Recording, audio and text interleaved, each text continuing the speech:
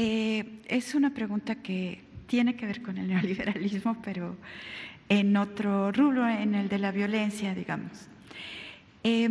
Recientemente se aprobó de manera unánime por la Asamblea General de Naciones Unidas una resolución presentada por México sobre el tema de las vacunas y de que las vacunas lleguen a todos los países cuando existan y de que no se monopolicen los recursos para el personal sanitario en el combate al COVID. Y en esos mismos días, el Papa Francisco y también Naciones Unidas plantearon la necesidad de un cese al fuego global. El Consejo de Seguridad de Naciones Unidas está discutiendo cómo formular este cese al fuego. La pregunta tiene que ver con, por una parte, ¿va a participar México en este debate en Naciones Unidas y con qué postura sobre el cese al fuego global? Y por otra parte, se va a plantear aquí una iniciativa de paz, puesto que la cifra todavía de homicidios es muy alta, en el sentido de tratar de lograr un cese al fuego aquí y que pudiera dedicarse la energía que se dedica por parte de los grupos delincuenciales en terminar unos con otros, esa misma energía y ese mismo personal capacitado, vehículos, recursos, a tratar de ayudar a la gente que necesita pues salud y combatir el COVID. Esa es una pregunta. Y la otra está dirigida al equipo de salud y es, hay países que han logrado minimizar mucho la epidemia. En muchos casos se trata de islas como Islandia, como Nueva Zelanda, como Cuba, pero hay un caso en América que me parece importante, que es Venezuela. En Venezuela la epidemia es pequeña, se ha aminorado mucho, a pesar de que Venezuela está muy cerca de Colombia, donde la epidemia es muy fuerte, y está muy cerca de Ecuador, donde la epidemia es avasalladora. Entonces, parece ser que en Venezuela las medidas que se están adoptando son, por ejemplo, que los enfermos con síntomas son inmediatamente hospitalizados, no se espera a una situación de gravedad más fuerte. Y por otra parte, se está también impulsando brigadas solidarias de ciudadanos y ciudadanas capacitados que visitan los domicilios para localizar enfermos. Entonces, y enfermas. Entonces, son esas dos preguntas, la iniciativa de paz y el tema de Venezuela. Gracias. Sí, nosotros, por política exterior, por la tradición diplomática de México, siempre hemos estado a favor de la paz mundial. Y en el caso de la paz en el país, pues todos los días estamos luchando por eso, la paz con justicia, la paz con bienestar. Pensamos que la paz es fruto de la justicia y eso es lo que estamos haciendo. Entiendo que tu pregunta tiene que ver con la posibilidad de un acuerdo general en el país para enfrentar de esta manera la violencia. No lo descartamos, solo que queremos avanzar más en la atención de las demandas sociales, más atención a la pobreza, más impulso a la educación, más apoyo a los jóvenes, más bienestar. Queremos avanzar más. Y también ir aislando a las bandas dedicadas a la delincuencia, quitándoles las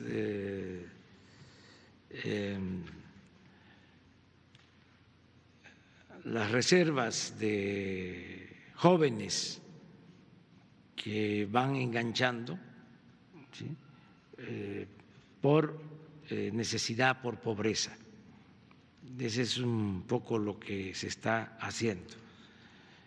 y hacia adelante, aquí hemos hablado de eso, que haya trabajo para todos, que nadie se vea en la necesidad de tomar el camino de la delincuencia y poder llegar a un acuerdo.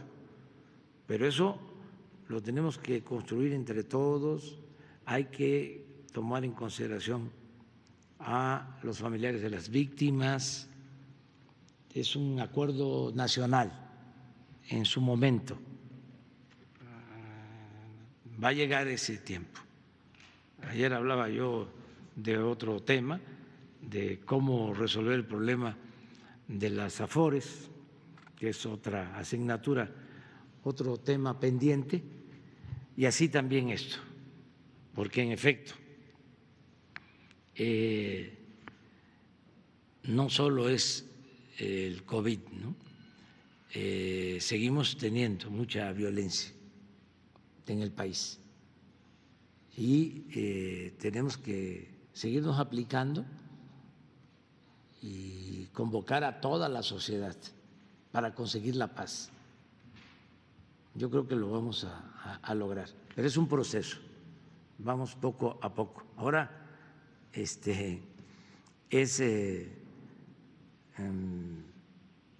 salir adelante con lo de la pandemia y recuperar la economía, que haya bienestar, pero sigue siendo un tema de preocupación la violencia en México, o sea, para nosotros. Ahora lo del COVID pues ocupa nuestra atención, recursos, trabajo, lo amerita, pero también lo otro está ahí, todavía no se resuelve, porque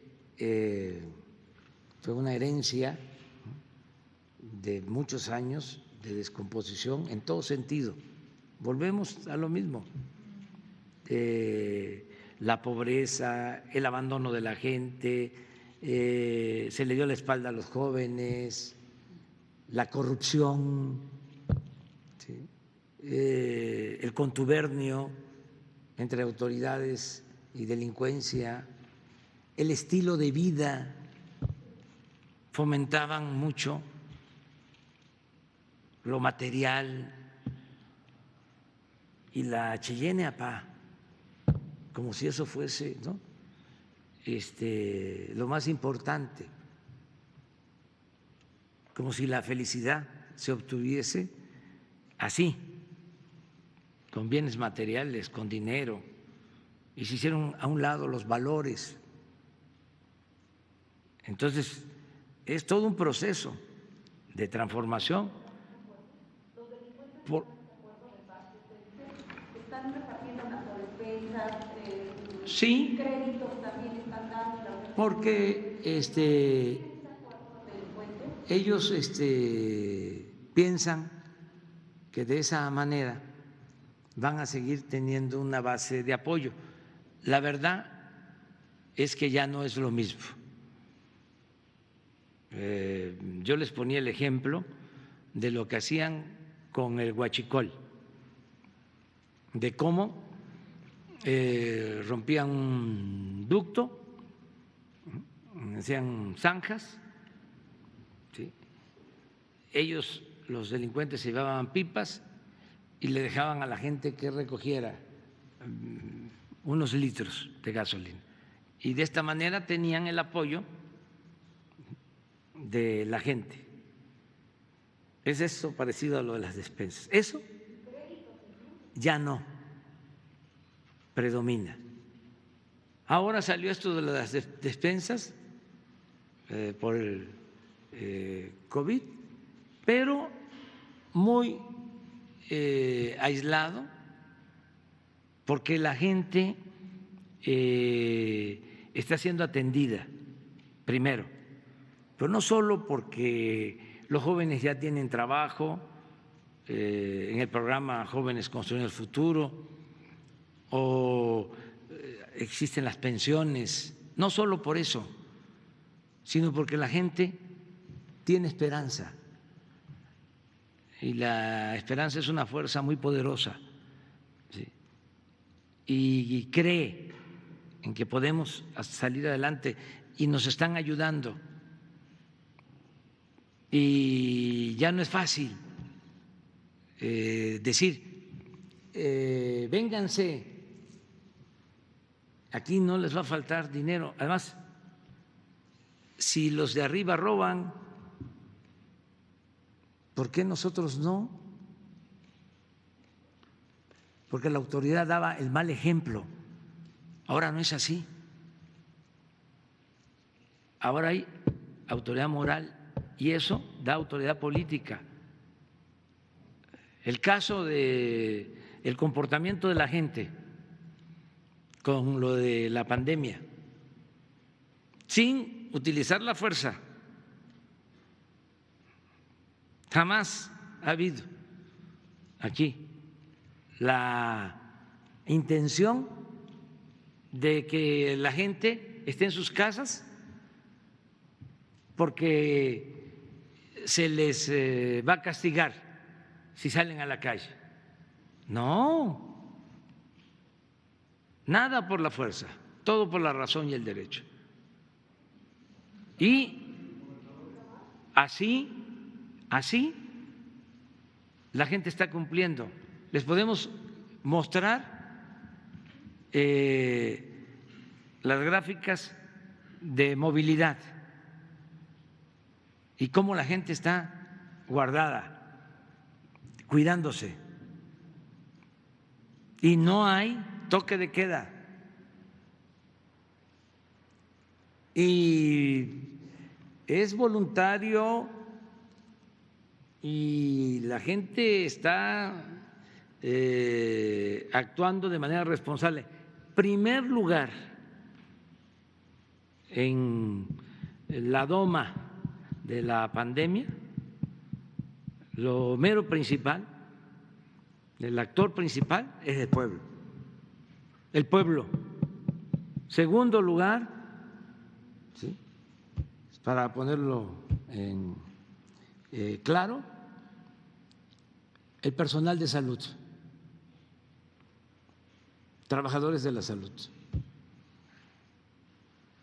Tercer lugar, los médicos, científicos, servidores públicos del sector público y del sector privado.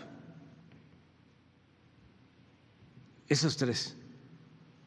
O sea, pero lo fundamental, repito, el alma de esta actitud, de esta estrategia, de este plan, es el pueblo. Y es voluntario.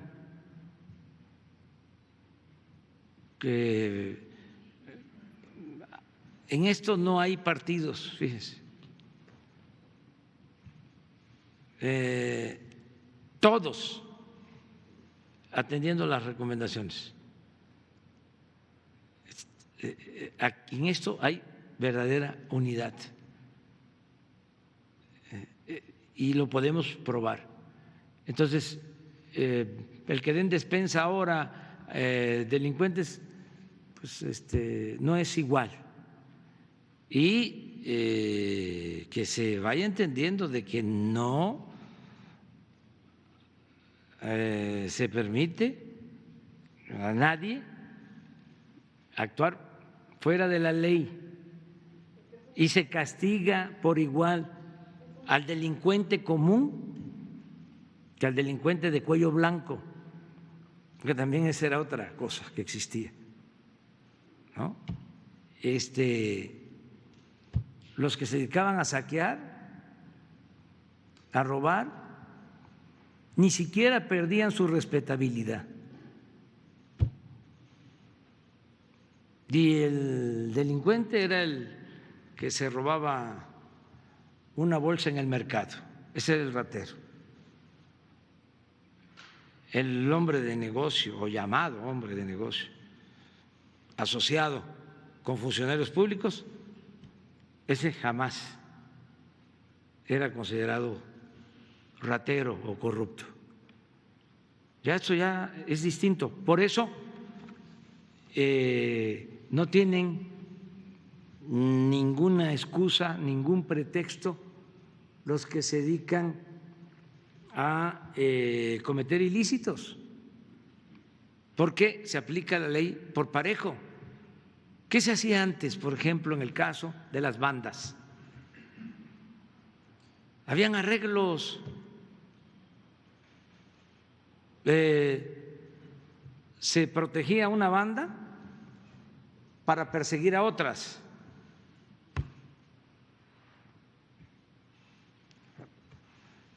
No me vayan a empezar ustedes a pedir aquí y a gritar pruebas, pruebas, pruebas, pruebas, porque no me va a costar mucho responder, pero no tiene caso.